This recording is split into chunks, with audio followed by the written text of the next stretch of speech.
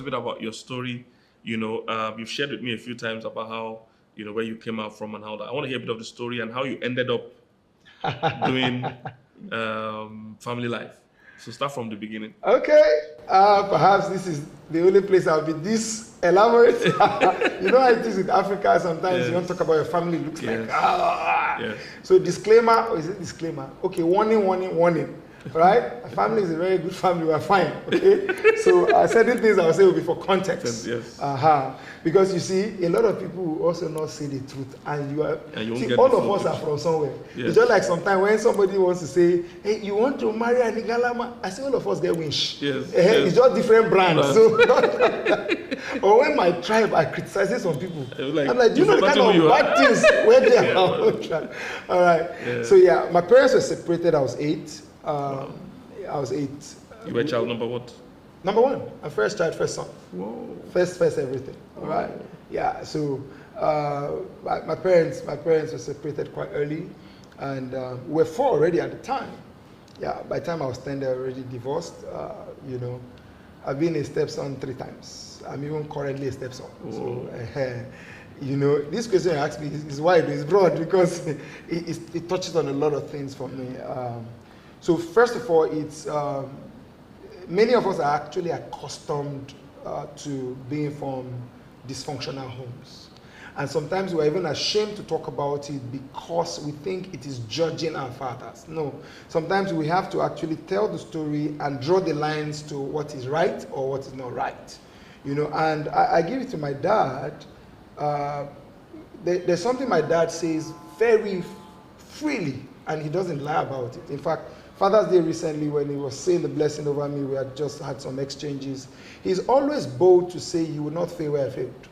So the person you are trying to protect sometimes knows that whether they say it or not, that system isn't right. It didn't deliver the goods, And sometimes he would throw some counsel to say, look, that was not it. It's not. We made the mistakes, My mom went home to be with the Lord about 10 years ago now. As at the time, they had been divorced for over 20 years. She didn't remarry. She chose not to remarry. But like everything that comes with systems of a broken home, you now begin to break the children, whether you like it or not. Because we had this movement back and forth. I know firsthand what it means to be handed over based on court order, because by court order, we needed to be handed over to my dad. So yeah, So I was passed on with my siblings to my dad. The last was the one with my mom because she was still quite young. So my journey to a new mother began, and it was funny because our fathers in Africa especially would call your stepmom your mom. Yes. So you are conflicted, but you are you are a minor and cannot challenge the systems you disagree with. So your mind is going, and that's why if you check, now this is not just from personal experience, if you look through counseling, you will see that children who are from such systems, if they do not encounter God, which I will soon talk about in step relationships, become, conditioned to hate. Because you couldn't voice out your disapproval for what you were forced to do to call mother one you considered wicked. So, and you don't have a choice. So your mind is also thinking, I have a mother. Yeah. So through counseling and personal experience, you realize that growing up, you come to the point where you are easily accused of fighting your mother's battle. It's technically not a lie, even when the person is maintaining a clean heart. It is that this person has been injured for so many years, being denied the proper reference. So, here was I, okay, 10, mother, mommy, daddy, mommy, daddy, mommy. All right? Then, of course, some of the things that go with a broken home, parents lose it sometimes and use you to settle their scores by talking down on the other party to you, the child. Yes. I mean, that's completely unacceptable, but that's reality. Yes. Sometimes we pretend about these things. And that's why somebody may actually be watching who has damaged their children. You need to pray and apologize if you can. Of course, a lot of parents will not. You act, because some people just don't know what I'm talking about. So you are talking about the person's mother while calling somebody they consider wicked their mother. You know, so now again, another disclaimer. I'm very cool with my only living stepmom, or the two. My mama in the house right now, and my other the first stepmom I had one. No, you have to take it slowly. Yes. So, all right. So when at 10, there was a court order that you should go to your dad. So before that court order, were you staying with your mom? Yes, all of us were with my mom. Your mom. Oh, yeah. So your dad was just pursuing the case in court. Yes, all of that was on. So yeah. So when they finally gave the judgment, the court order was that you should go to your dad. Yeah. Do you know why that? No, I didn't bother, and I have not bothered. Okay. Because there are things I don't even need to. Information. Okay. So you were now moved to your dad. By that time, your dad had remarried. Yes. So there was a woman in the house. So how did that play out? So start from there. So what happened? How well, was that? First of all, you are just too innocent to understand. And that's why it's so critical, the space we have children. We couldn't understand. Like, it's now I can process certain things. I didn't understand, you know. And it's even damning how much of understanding was lacking. Because you can't even feel the pain of your mother. You can't feel the pain of your father where he's paid. All right, but of course in societies like ours, the person who appears all strong and all fine is the male. Yes. And especially when the male is the one who remarries, like in our case. Yes. So that is all fine. You run into mom crying many times, so many times, like too many to count before we even left, you know. Then of course some of the not too good things that follow a broken home follows. Like seeing my mom became a big deal. Really, really big. Yeah, wow. Absolutely. You know, sometimes this modern concept of baby mamas do not make people know what some other people who have been through broken homes have been through. So it's not co-parenting as easy as people think. It is. You know, we saw our mom a couple of times under certain conditions, like she would come to the city we lived, then we'll be released with our cousins, like perhaps 1 hour to see her in her brother's place. Now imagine when you have to see your mom and with some rules, like no eat, no drink, no this. Yeah, absolutely. We actually don't speak about how powerful the male is when some of these things happen. And of course, you're a child, you've got to obey. So you see, this is wiring the child in a very funny way. You see, that's why sometimes some fathers do not know why a child grows up after that degree of denial and latch onto their mom so strongly. Because you may think that the connection will be lost. No, that bond is too strong.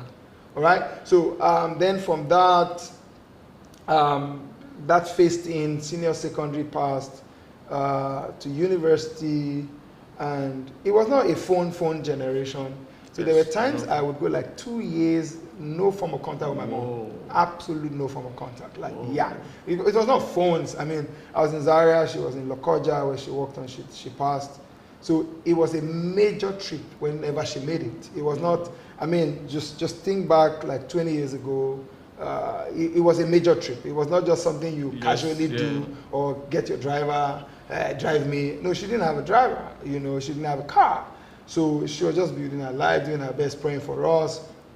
You know, so all of those will happen then, of course, as you're trying to navigate that, you're also now navigating step relationships that you cannot, you're not even equipped to handle. You know, I remember one incident, that was so funny, because my dad is this very wonderful person. Anybody in the house is considered a child. So there were no lines of cousins, you know. And innocent me, I was just in senior secondary. So I sat, and two of our big sisters who lived with us, I mean, again, the structure is everybody is family. Yes. So I identified one as auntie and one as cousin. And they took big offense and made a big issue out of it. Two of them. The one that was identified as cousin. Like, I'm drawing lines, oh, Jesus Christ. I'm like, I was too innocent to understand what she was saying. It's just like a child saying, my father's brother is my uncle. Yes. Then in African context, the uncle is angry because he's father. I don't know. Then of course, like I always say, step relationship. And now, some of these things I put in context is because even some people involved, when they watch this, they should understand this is not from bitterness. Yes. But step relationship comes with automatic suspicion. Because like suspicion is installed in step relationship. You need to uninstall it by yourself. It's already there. Yes. You know, so you're already, for some people, a threat. Yes. Because you are male. Yes. You know, because you're a man. Like, I don't understand why. I'm just trying to live my life. So I had my brother. Praise be to God. He's even a pastor right now in his church. You know, right now you can't see us relate and draw a step line. You know, but of course, his beloved mom, my first step mom, we're still in touch. We're still in contact. We're all good. But it was a tough season. But so when you moved into the house, new mom, how was that relationship? Was it obvious? Did you miss your mom? Did life continue almost as it was before? You cannot. You cannot. And not necessarily because she did anything wrong. Her personality was very tough. She's the cleanest woman I've lived with in my life. Like, our living conditions was quite poor at the time. My dad was really, really just struggling, you know, to get things going. Because my dad went to school after I was born. He was a pure village man. My dad is a success story of another dimension. Wow. Like, my dad can be used to typify grass to grace. Wow. No formal primary education, just one class, as adult education. No formal secondary education. As a mechanic in fire service, borrowed books, 5 courses, 5 subjects, SSC, and wrote and got 5 Cs. Wow. Yes. Then the SBS, then university and lawyer, and all of. My dad is prototype of the Nigerian dream. Yes. Like, first generation educated in my family. So that's the backdrop of all of this conversation. But my first stepmom, Jesus, cleanest soul on earth.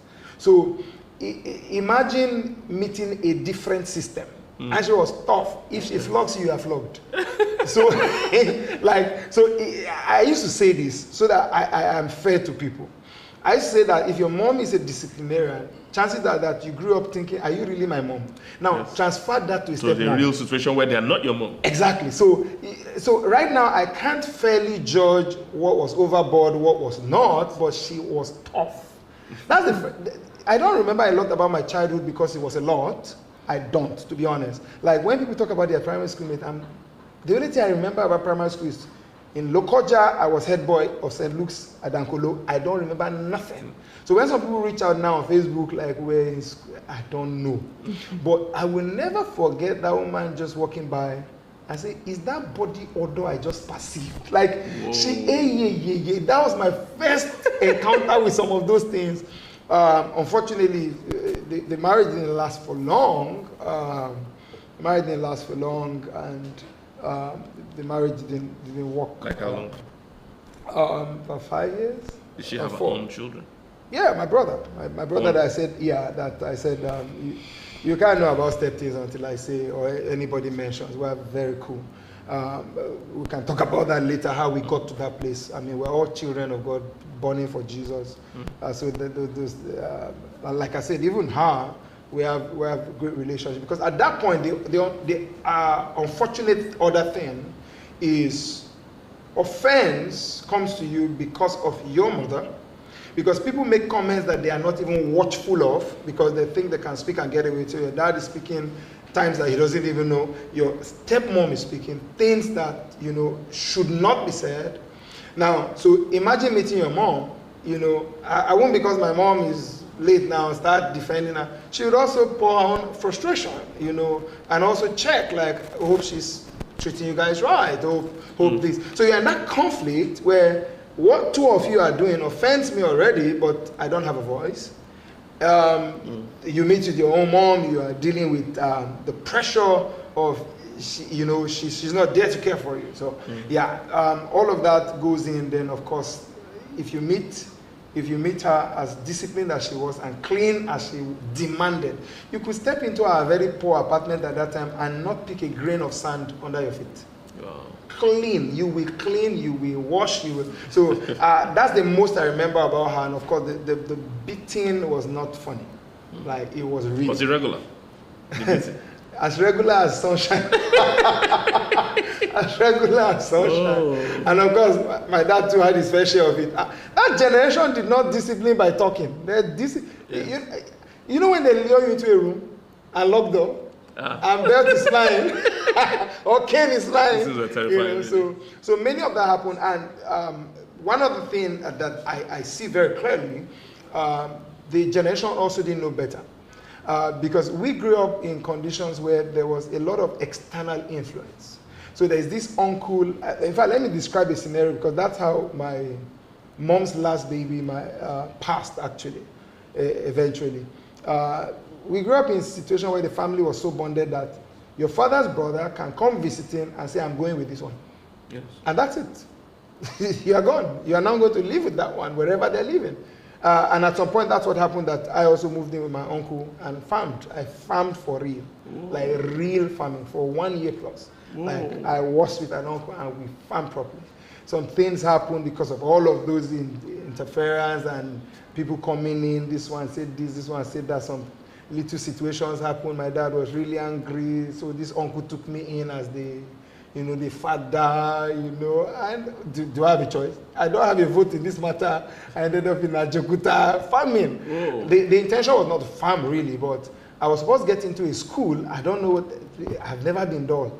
Like, I don't know what they said that I did not pass to continue in SS1. So after, I had that gap. So we farmed and farmed. Eventually, well, I was taken back to, that's how I ended up in Kaduna for secondary. So for senior secondary, and my journey started in Christ Ambassadors College. So all of that interference, we had a lot of people come. Things that my dad do not take right now. Like, visitors that come without visa, like they just show up, they're around. With their bag, yes.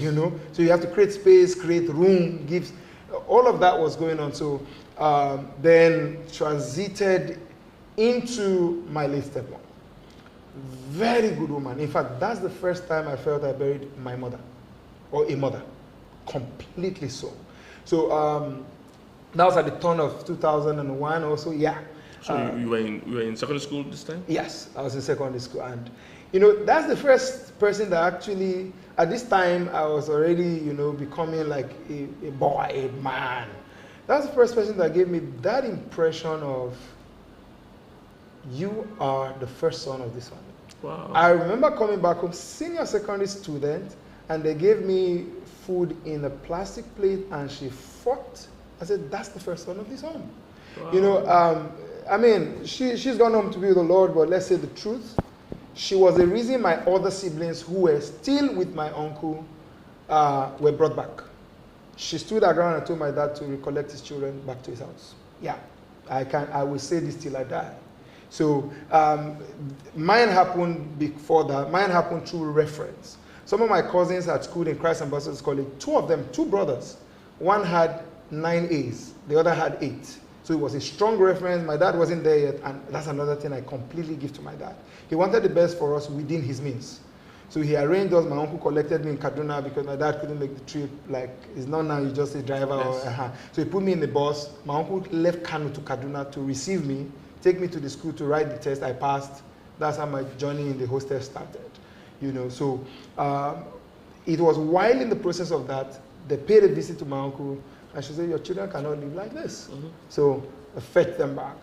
Yeah, now, the stories are so good with her from the onset, not like later on we became good, but of course we still went through the normal, like I said, there's an automatic suspicion for not, even where there's no need, But she continually demonstrated that heart that you couldn't fault.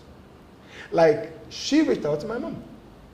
Oh. Yeah, I'm not the cause of your divorce with the man. I'm not in the middle of it. He met me later and married me. So she shocked me several times.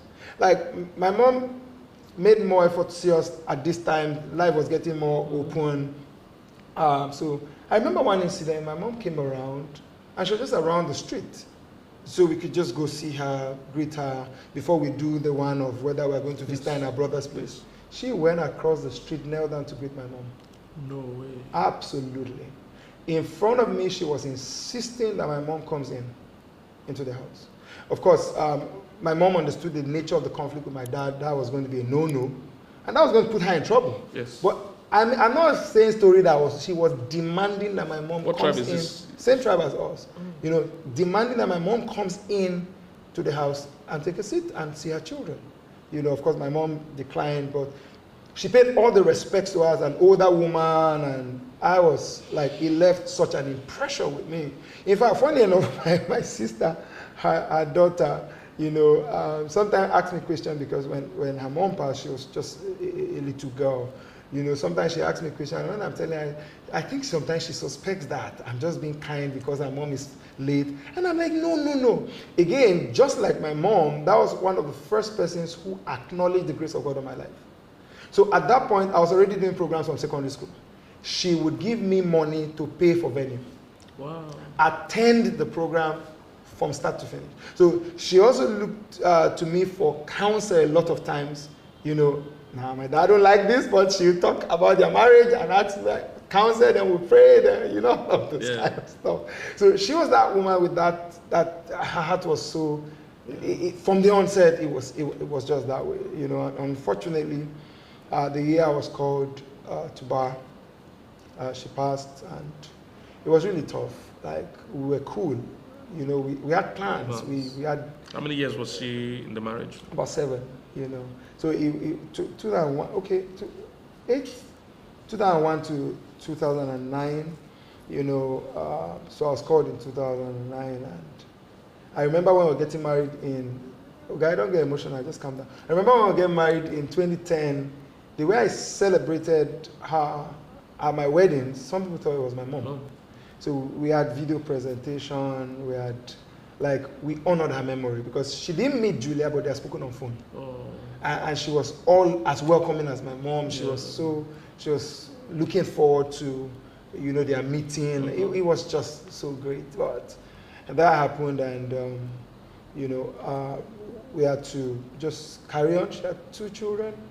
The younger one was under 2 at the time, but we were able to navigate that, and even my dad, I really saw how tough that was. Like, it broke you. It's a very difficult thing when you have a mix of adult children and young children, and you lose a spouse because the woman holds the home. There are certain things I was saying I didn't understand back then, to be honest. You know, because my immediate younger sister was finishing school. I was serving back home. In fact, the death necessitated I served at home, back in Benue.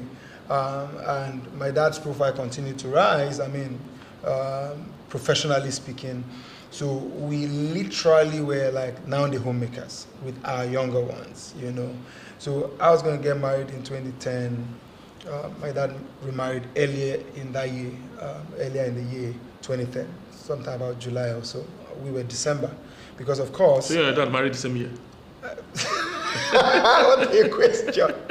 Yeah, now that's what's leading to the dynamics I'm talking about. Yeah, so July and December. Yeah. So my 2 youngest siblings are actually contemporaries of my children. So like I would have a sibling, 5 months later, yes, I had a son. Yes. Then I have a sibling, 5 months or 6 months later, I have another child. So you know, yeah, it was cool, because my siblings and my brothers they are very close. Yes, so they're always fighting us to take them. They want to sleep over. They are so cool. Your sons are playing with their uncles. Yeah, so they're even older than their uncles. My dad is always reminding them that it's like uncles. You know, and it's just so amazing. Yeah, but that's another phase, because at this point, you see, the journey started with being step at 10. Now you are in your 30s. So the dynamics are completely different. You now have opinion. You now want to think for your dad how the family should have been.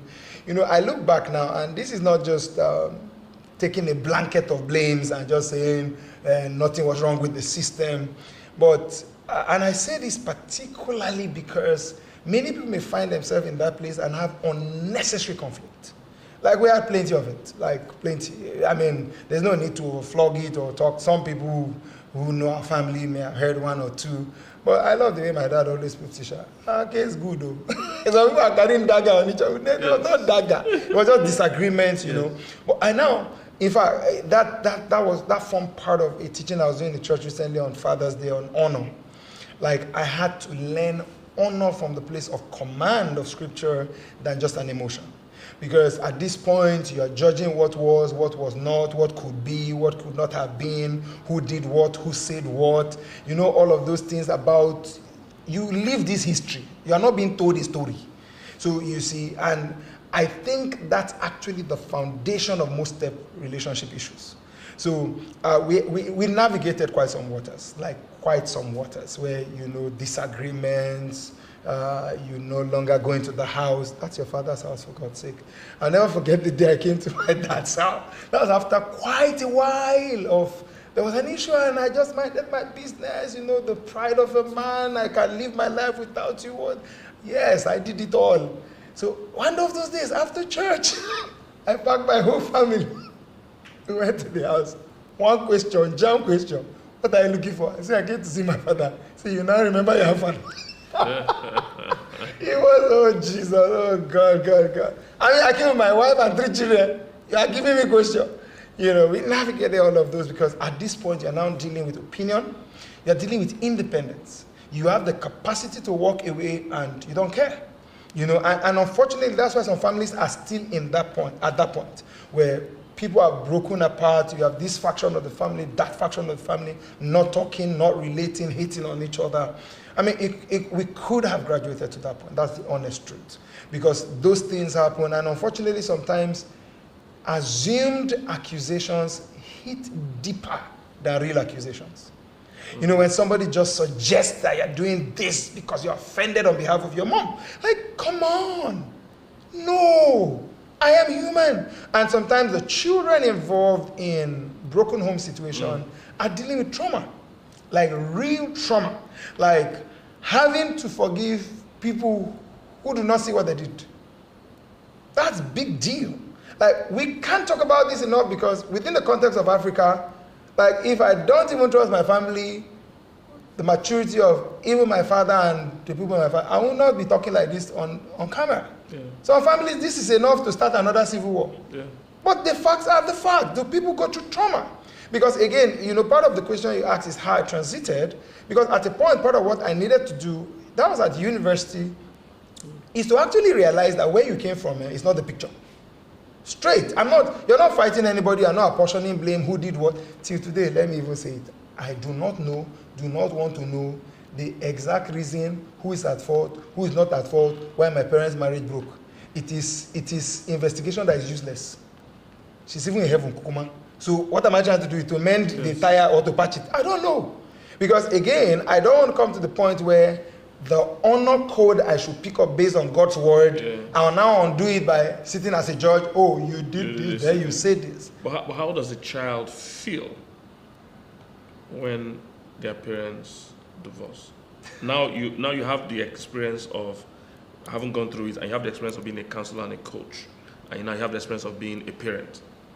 So can you help us understand? Because some people might be considering divorce, whatever, or that they don't know how this is going to, you know, the view their children will have. So you tell us, what is that view? What is the perspective? What is the experience?